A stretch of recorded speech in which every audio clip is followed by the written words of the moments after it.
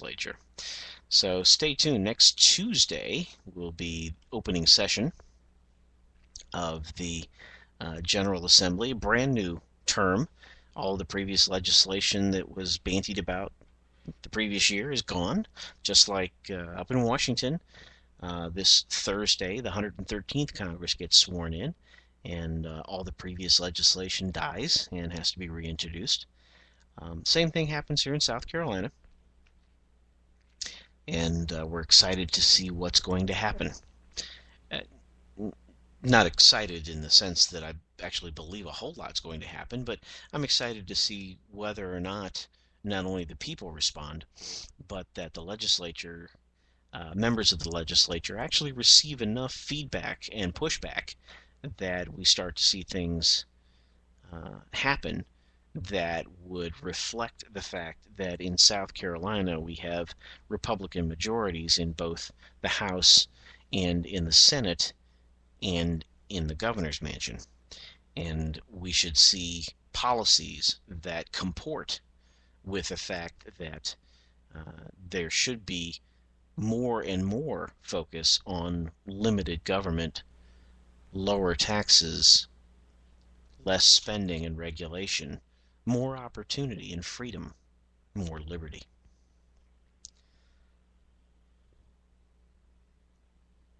I'm going to take a quick little break here, be back on the other side, and we've got to run through some things regarding the culture that I think bear consideration and also relate to how the Republican Party is about to find itself and things that it might want to do in order to address those things. You're listening to the Palmetto Conservative Show here on the Conservative Broadcast Media Network. Stay tuned. Today is a special day. Today we gather as a nation and as an international community to recognize the selfless decision of one of the most influential women of our time. She's been recognized by religious figures and politicians around the world. To us, she's just Rachel. But to the rest of the world, she is the woman who, after having one too many drinks, chose not to drive home buzzed. Here today to honor Rachel is the family whose lives she spared. Save a life. Don't drive buzzed. Buzz driving is drunk driving. I was in chronic pain, and my family struggling to make ends meet, food and gas prices going up, even keeping my job was iffy. Then I learned about a new miracle drug made in Washington, D.C., Spenditol. Spenditol is Washington's answer to all the painful problems Americans face. How to borrow $800 billion for a stimulus that didn't create jobs or fix the economy? Spenditol. Spenditol is not for everyone. Side effects may include a mountain of government debt piled on our kids, a sudden loss of freedoms, higher prices for everything, leaving our kids a lesser America than we had. Ask your doctor or congressman if your conscience is strong enough for Spenditol. And it's so popular in Washington, we have to import trillions more of it from China.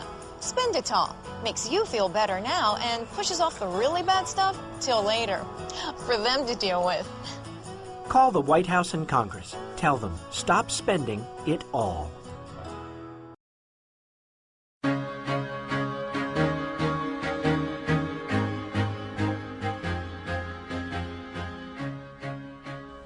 Welcome back into the Palmetto Conservative Show here on the Conservative Broadcast Media Network. As we turn our focus and attention to something that I think bears consideration. Eric Erickson over at Red State, and a commentator on CNN, and as well as a sometimes guest host for Neil Bortz on his talk radio show, he at times is a Republican contrarian, and at other times not so much. But I think he has a rather interesting take on what he believes to be a new agenda. that the Republicans may want to consider. And I think there's some merit to his argument, so I wanted to kind of talk about that. So from a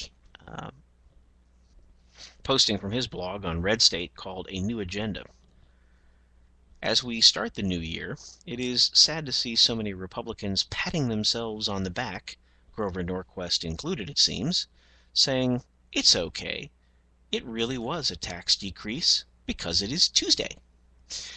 Now, for those of you that don't follow this stuff in painstaking detail, this approaches the argument that because the fiscal cliff was in fact broached, we did in fact go careening over the fiscal cliff at midnight on the 31st of January, or 12:01 a.m. on the 31st of December, or 12:01 a.m. on the 1st of January. We were at that point in time looking at tax rates on 100% of the American taxpayers going up. So really what they signed, and this is the claim, really what they signed on Monday was in fact a tax decrease.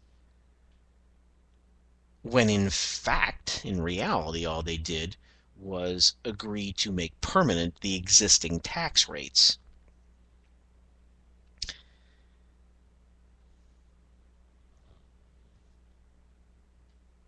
But back to Eric's post. The one pledge to rule them all got obfuscated away conveniently, and it is time to move on to a new agenda for the Republican Party. We are now in the era of the McConnell tax hike of 2013, which raises taxes on 80% of Americans making between $50,000 and $200,000. This would be the raising of the payroll tax 2% to make up for the temporary 2%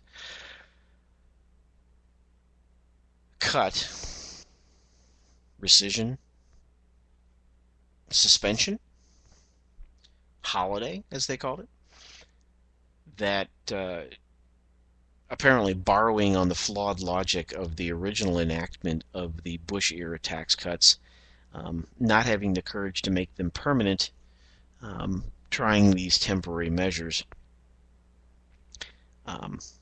The long-term damage that was done in return from what most observers will say is very little, if any, gain whatsoever by the 2% tax holiday. The long-term damage that was done, that has been done to Social Security, is pretty substantial. But nevertheless, what was avoided last year because of advertisements that claimed that, well, people were going to have their taxes increased in the middle class by $40 a month, therefore they wouldn't be able to go out and buy pizza, and how terrible this would be for the economy, and yada, yada, yada. Well, apparently that argument 1 year later has grown stale, or moldy if you want to keep with the pizza motif. And as a result, 80% of Americans are getting a tax hike. But anyway, Eric says, I wanted to go over the fiscal cliff in part because it would give the GOP the best opportunity to change the subject. As I pointed out earlier when I was talking about greetings from the land of make-believe, the fact of the matter is we've already gone over the fiscal cliff, and that the whole topic should have been all along spending, but the Republicans never seemed to be able to get their hands wrapped around the agenda. They were always going to lose playing Barack Obama's game. They were always going to lose playing Obama's game because he has the Republican playbook memorized and can best the GOP at its own plays. Ben Domenech, in his excellent Transom, concluded 2012 with a breakdown of where the camps are within the GOP's need for reform. In short, Domenech says there are 5 camps. The first camp are those people who think the problem is social conservatism. The second camp are those people who think the problem is economic conservatism. I would say the first camp would be representative of the values voters. The second camp would be represented by the Mitch Daniels wing of the Republican Party. Number 3 is those people who think the problem is bad Republican candidates. This would be the Republican establishment. Number 4 are those people who think the problem with the candidates is simply that they were Republicans. I guess those would either be the Libertarians or the Democrats who hang with the Republicans but don't know why. And then number 5 are those people who think this was a purely technological failure this last time around, and it does not demand a shift in ideology, policy, candidate's message, or anything else.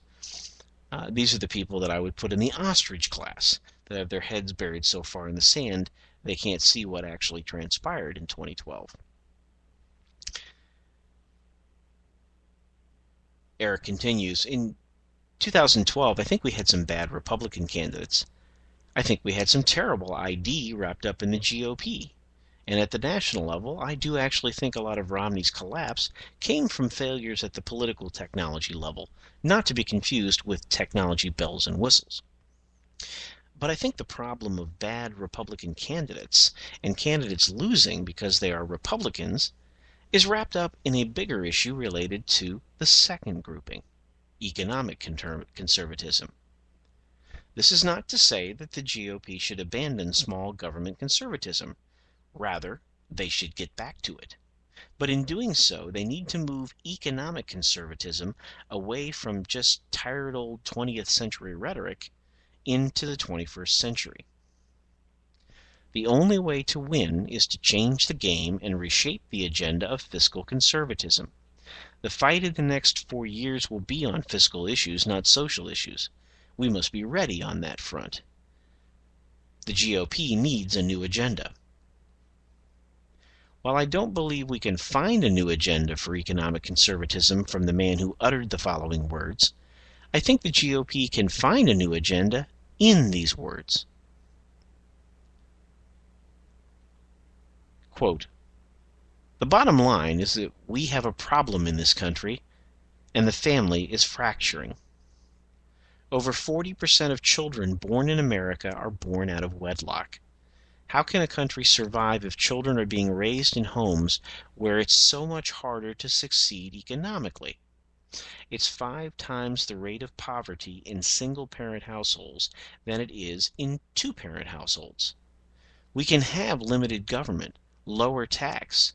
We hear this all the time. Cut spending, limit the government, everything will be fine. No, everything's not going to be fine. There are bigger problems at stake in America, and someone has got to go out there. I will, and talk about the things. And you know what? Here's the difference. The left gets all upset. Oh, look at him talking about these things. You know, here's the difference between me and the left. And they don't get this. Just because I'm talking about it doesn't mean I want a government program to fix it. That's what they do. That's not what we do. End quote. Those words were spoken by Rick Santorum at the February 22, 2012 CNN debate in Arizona. Mr. Erickson says, I'm not enamored with Rick Santorum as a candidate for president. He is not an economic or fiscal conservative. But he did focus on something the Republicans should turn their attention toward. Family. The GOP should spend 2013 rebuilding an agenda based on defense of family. It should couple that with an aggressive attack on cronyism and pivoting the GOP as the outsider's party. Incumbent on rebuilding an agenda based on defense of family is not tax cuts or tax increases or other ideas from the 20th century, but new ideas for the 21st century.